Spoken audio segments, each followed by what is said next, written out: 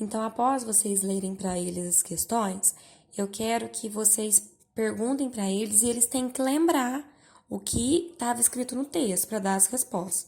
Caso eles tenham dificuldade em lembrar o que estava escrito no texto, vai ser necessário ler o texto mais uma vez. Às vezes é necessário ler o texto mais de uma vez, 2, 3 vezes, tá? Leia quantas vezes for necessário para que eles gravem as informações para poder responder as questões, pois são eles que têm que dar a resposta oral e depois elaborar a escrita, tá? Na escrita, já falei em outros vídeos, vou ressaltar mais uma vez, vocês dão apoio somente oral. Vocês falam o que eles têm que escrever lá, ó, você vai escrever aí, escola, e eles vão, ó, vamos lá, e eles vão falando as letras que para escrever a palavra escola, tá? Então, deixar eles construir. Se a gente copia no papel e dá para eles fazerem a cópia na apostila, eles estão aprendendo só a copiar. Eles não estão desenvolvendo nem a caligrafia, nem a ortografia, nem a leitura, nem a alfabetização, tá? Então, onde a dona Alice estudou quando era criança, tem esses dados no texto, é só ler. Como eram as carteiras da época em que dona Alice estudava, tem a informação também no texto, eu quero detalhes, eu quero resposta com detalhes, tá? 3. Como era o uniforme dos alunos, também tem um detalhe no texto. E 4. Você acha que a escola que a dona Alice estudou parecida com a sua? Então, eles vão analisar. São 3 perguntas em uma pergunta só. Então, eles vão dar 3 respostas. Então, eles vão falar se sim ou não. Põe ponto final, depois. Quais as semelhanças? Eles vão escrever. As semelhanças são, escrever. E depois, quais as diferenças? Então, eles põem as diferenças são e escreve as diferenças. Na 5 aqui, tá falando, você viu como a escola mudou ao longo do tempo, certo? Agora desenhe no espaço abaixo como você imagina a escola do futuro.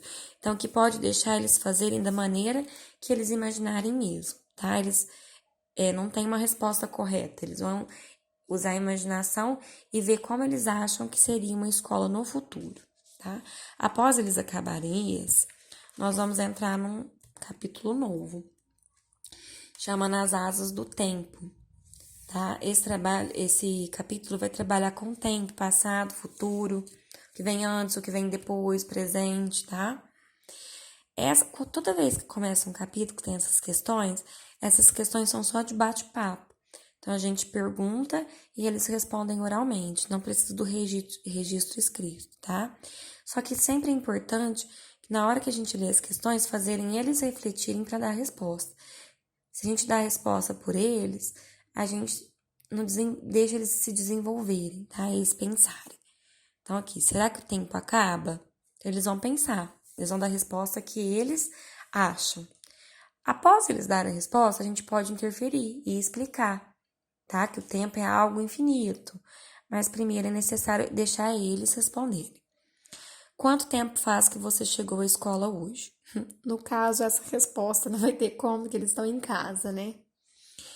O que você fez nesse tempo? Aí na 3 vocês podem voltar para casa. O que eles fizeram até a hora de vocês começarem a dar as atividades que vocês estão dando em casa para eles? Nesse mesmo período que eles estão fazendo atividade, o que eles acham que está acontecendo lá fora? O tempo para? Ou enquanto eles estão fazendo atividades, milhares de pessoas estão fazendo outras coisas, tá? Então, aqui, pensando bem, parece que muitas coisas cabem no mesmo tempo, levar eles a refletirem a isso. Que ao mesmo tempo que eles usam para fazer a lição, no caso que eles vão estar fazendo, milhares de pessoas estão fazendo milhares de coisas diferentes.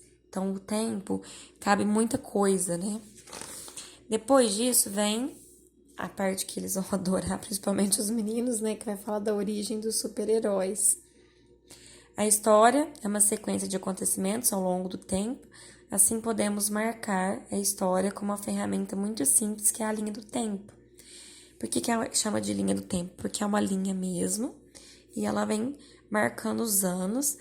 E aqui no caso, como é a origem dos super-heróis, a origem de cada um. Então aqui no começo a gente vem com o Super-Homem, que surgiu no ano de 1938. Ó, ele tá nesse círculo. E depois a gente vai ver o Batman, que tá um círculo à frente, ó. Aí eles vão seguir a linha e ver a data, 1939. Então, é um número maior. Então, eles vão ver que veio depois do Super-Homem. Depois, em seguida, pertinho aqui do Batman, próximo círculo, 1940 o Flash. Então, teve um espaço aqui, depois, que é o 1941, ele vai estar na outra página, mas ele segue aqui a linha, ó. Capitão América. Depois do Capitão América, no mesmo ano, a gente tem a Mulher Maravilha. Aí depois dá uma pausa de alguns anos. Em 1960 nós temos o Hulk. E o último desta linha do tempo é o Homem de Ferro, tá? O que é explicar para eles o que é a linha do tempo, porque é chamada, porque ela tá marcando tempos diferentes. E eles estão, nesse caso aqui, tá marcando o passado, né? E o último. Todos eles estão no passado, na verdade. Mas o que eles têm que perceber nessa linha do tempo? Qual que veio antes e qual que veio depois, tá? Para eles entenderem essa ideia de anterioridade, simultaneidade e posterioridade, tá? Depois disso, nós vamos para a página aqui 126 e eles vão fazer uma interpretação de texto sobre a linha do tempo, tá? Eles vão interpretar o que eles viram lá.